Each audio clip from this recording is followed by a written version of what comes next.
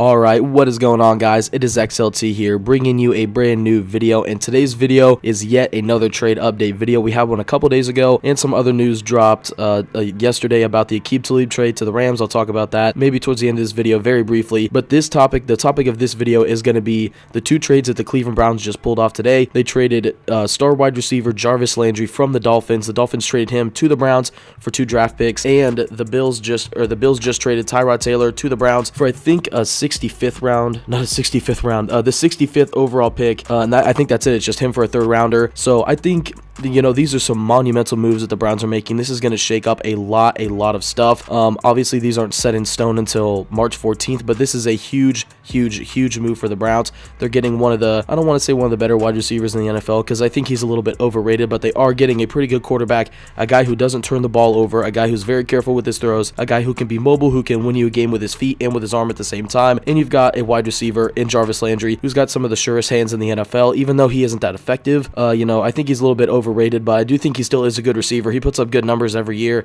Some of his catch numbers and his yard numbers are up there with some of the greatest players in NFL history. But just the way that the routes that he runs, he's more successful on screen routes, out routes, like yards, routes that are between, I'd say like 5 and 12 yards. That's where he makes his money. He doesn't make his money down the field. He can't really get separation, but he does have sure hands. He is elusive, and he is great in the screen game, and I think he's going to bring a lot to that Cleveland Browns team. Also, getting Tyrod Taylor, maybe you don't have to go out and draft a quarterback now. Maybe you think, Tyrod's our guy, or, he's, since Tyrod's nearing the end of his contract, you go out, you still get a quarterback, you groom him under Tyrod for a couple years, and then, you pass the reins on to him once you feel that Tyrod has played his time out in Cleveland. I think this is going to shake up a lot of stuff. I mean, Jarvis Landry is going to add a lot to the offense, an offense that struggled a lot last year, and Tyrod Taylor is going to be a guy who can come in and start day one.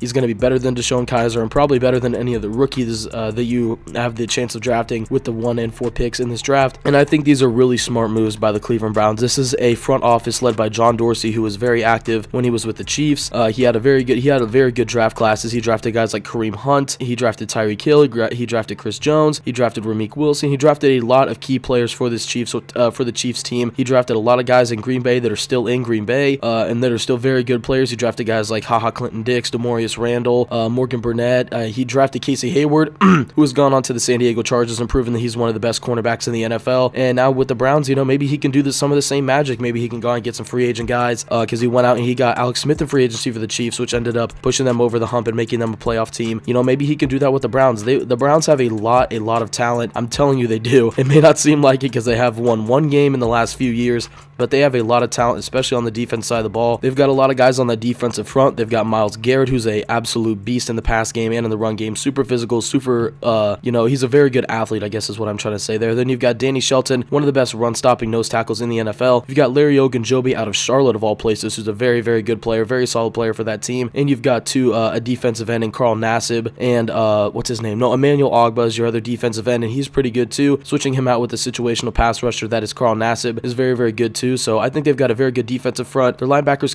could use a little work, especially at the middle linebacker position with Joe Schobert. The reason he was able to get a ton of tackles is because his defensive line was so effective and ate up a lot of blocks and let him get to the quarterback, or not to the quarterback, but to the person who was carrying the ball. And Jamie Collins is I'd say he's versatile at best. That's probably the best way I can describe him.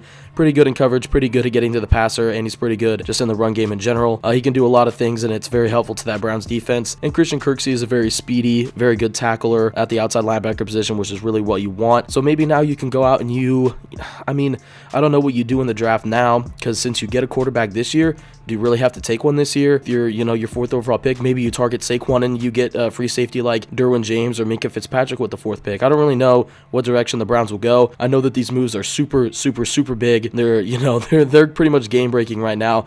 Nobody really saw it. We saw it coming with Jarvis because he got franchise tagged, and then the team said they were open to trading him and that he was going to be able to choose where he wanted to go. And with Tyrod, his sort of falling out in Buffalo hasn't really been the best of situations. I think he deserves to have a starting job in the NFL, and I'm glad he's getting it with a young organization that he can lead and that is going to trust him, because obviously the Buffalo Bills didn't trust him one bit. They really just gave the reins over to a guy who ended up throwing 5 picks in the game. And as for the Buffalo Bills side of this, giving up a 3rd round pick or gaining a 3rd round pick from Tyrod Taylor, a guy you wanted to move on from, is a very good thing. I think it is this year's pick. It's this year's 65th overall pick. So maybe you can go get a quarterback in the first round of the draft, you get a guy like Lamar Jackson, Mason Rudolph if he falls to you, Josh Allen if he falls. Like, any of these guys can fall. You know, a guy like Sam Darnold, if he has a bad pro day, might slip a little bit. Josh Allen, in some people's drafts, he's really high. Some people's drafts, he's middle of the road. In the people's drafts where he's in the middle of the road, he could end up falling. So you never know what's going to happen. You could go out and you could end up getting your franchise quarterback in this year's draft. Maybe you wait till the third round and you draft a guy like Luke Falk or Kyle Lauletta,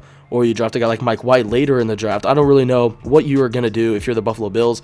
I would recommend getting a guy like Lamar. I mean, I don't want to compare Tyrod Taylor to Lamar Jackson at all because they're very different players. Tyrod Taylor is a more accurate passer, but he doesn't have as much arm talent in terms of fitting balls into tight windows and pushing the ball down the field, but he is also very elusive. But Lamar Jackson is just elusive and creative outside of the pocket and inside the pocket in a totally different level. But his the decision making, I think, is what differs the two. Tyrod Taylor's decision making is very, very good, and Lamar Jackson's is going to need some work. And Tyrod Taylor's mechanics are okay, but Lamar Jackson's are going to need some work too. The way that he throws the ball in his lower half, he's going to have to get a wider stance. But I think this is a very, very, very productive two trades in the last, this has been a very, very good last an hour for the Cleveland Browns. Getting some very good star power to add to their franchise. They've been lacking some star power over the last few years. Their pretty much only Pro Bowler has been Josh Gordon, and I'm pretty sure Joe Thomas have been the only two guys from their team that have even gone to the Pro Bowl in the last 5 years. So adding some more talent to their team, that's going to be very helpful on offense. I think their defense is going to need some work, but that's a place that I think you can address in free agency maybe. I don't think not in terms of trades, but in terms of going out and signing people, I think you can address that in free agency, and you can address it later in the draft. They have 3 second-round picks this year, so maybe they can go out and get some defensive guys with those second-round picks. But yeah, that's my opinion on the trade. Let me know what you guys think about the trade down in the comment section below.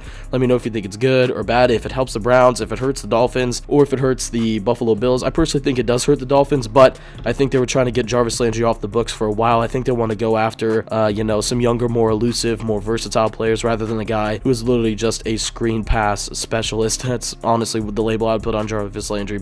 And in a breaking news sort of fashion, as I was recording this video, my phone buzzed. I looked down and I saw that the Green Bay Packers are going to trade Demorius Randall to the Cleveland Browns as well. The Cleveland Browns are a busy franchise, and they've been very busy over the last hour and a half. Maybe these conversations and talks have been going on for a couple days, but the actual transactions coming through in the last hour and a half or so that this has been going on is very, very, I don't think a team has shelled out this many or has gotten this many players in free agency and in trades and stuff in a while. So I'd like to see what they can do. Demorius Randall was a pretty solid slot corner for the Green Bay Packers. I didn't like him a ton. I thought he projected better as a safety going into the NFL, but you know how the Green Bay Packers are. They draft safeties and turn them into corners, thinking that all D-backs can just play the same, but it's not the case. Demorius Randall I thought was a pretty good player. I liked him when they used him in the nickel. I thought that's where he played his best. Maybe they're going to use him in that same situation in Cleveland, or maybe you kick Breon Body-Calhoun inside and play him outside. I'm not sure what you do, but now you've kind of eliminated your D-back need, at least in the draft a little bit. You've got some guy, maybe you draft for the future because